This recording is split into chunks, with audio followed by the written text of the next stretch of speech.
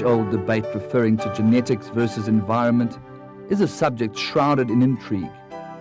So in keeping with this no-nonsense attitude towards life, let's spell out Michael de Kock's introduction to the sport of kings.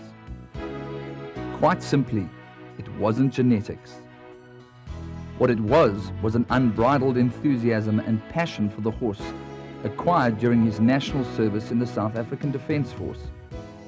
During this 2-year period, he spent 24 hours a day, 7 days a week, eating, sleeping, and drinking the well-being and fitness of his horses. So this relatively inconspicuous introduction to horse management and conditioning wasn't just a case of preparing horses to win races. It was more a matter of life and death, because an unfit horse could lose its life, as well as his highly trained rider. So this was the start of an amazing career in one of the toughest professions on earth. This is where Michael de Kock formulated his ideology that fat is a horse's enemy. Plain and simple, fat horses don't win races, just as fat human athletes, no matter how talented, don't win Olympic medals. Ironically, his mentor, champion trainer Orman Ferraris, was not unlike a sergeant major, hence the no-nonsense approach to training. There was only one way for Orman Ferraris, and that was the right way. Well, there's not much to be said about Orman Ferraris. It hasn't been said. I was privileged to start off with him, and I don't think you could start with a better mentor ever. He's a very hard man, very hard-working man, a no-nonsense man. It's black or it's white. You work for him, you work hard, and there's only one way, and that's the right way. I was fortunate to be friends with his son at school. We became close friends, and David and I both started off together with his father. And it was at a stage when Ferraris was winning big races, and he was virtually top of the class.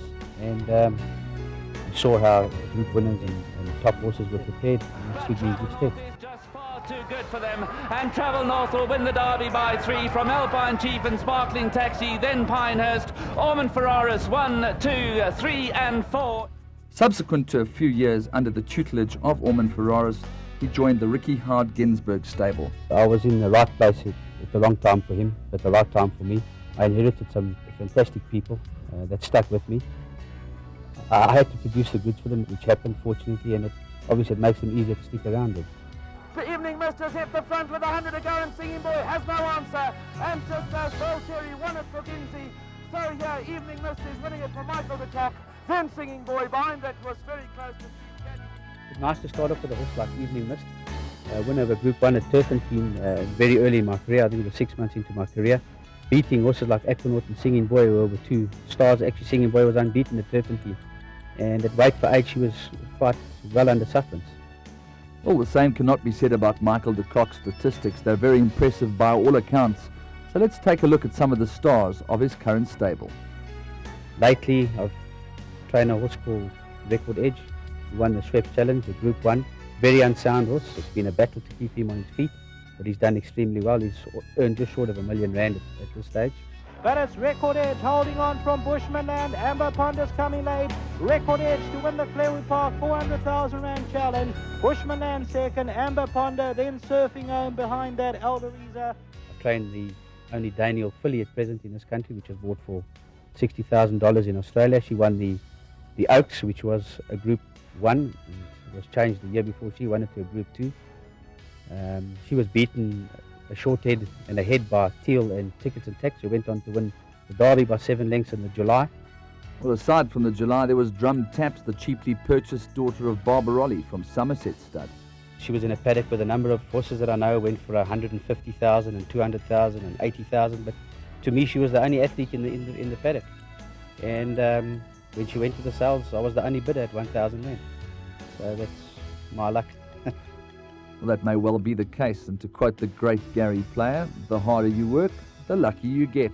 And perhaps that's why Barellin turned out to be such an honest horse. He's a horse with a lot of heart and a lot of courage. The only problem with him is he's always come back between rests, or from long rest to win races. He won the RGN trial after a 9-month rest, which is 2000 at Turpentine, and anybody who knows Turpentine will know how difficult that is. But, he's a type of horse that every time I've stepped him out on the track, he's had to be 100% fit. and that's without the benefit of racing him. Moving from one of the older horses in the stable to the current star, Irish Ranger, son of All Fired Up, a dual group winner. He's a similar type of horse to Record Edge, except that he's a lot sounder than Record Edge was. At this stage he's a better horse than Record Edge, but he's also had less problems and more chance to race. I can see him being one of the top 3-year-olds of his year, and once again a horse that I bought purely on athletic ability. And now moving away from athletic ability and the winner's enclosure, is the training of thoroughbred racehorses an art, or is it a science? I subscribe to the fact that it's an art. I believe science has got its place in racing, but at the end of the day you can take all the bloods you like, and the professors can tell you everything. If your eye tells you the horse is not right, it's not right. There are many times that you'll pick up something that you can't pinpoint, but you know, looking at the horse, he's not right, especially when you've worked with horses for a long time. And on that subject, looking at Michael de Kock, one might not say that he has been in the business of training racehorses for a long time, but one thing is for certain, he's made up his mind that the time has come to expand his horizons and look at the international markets. I believe once you've achieved international recognition, you can call yourself a trainer.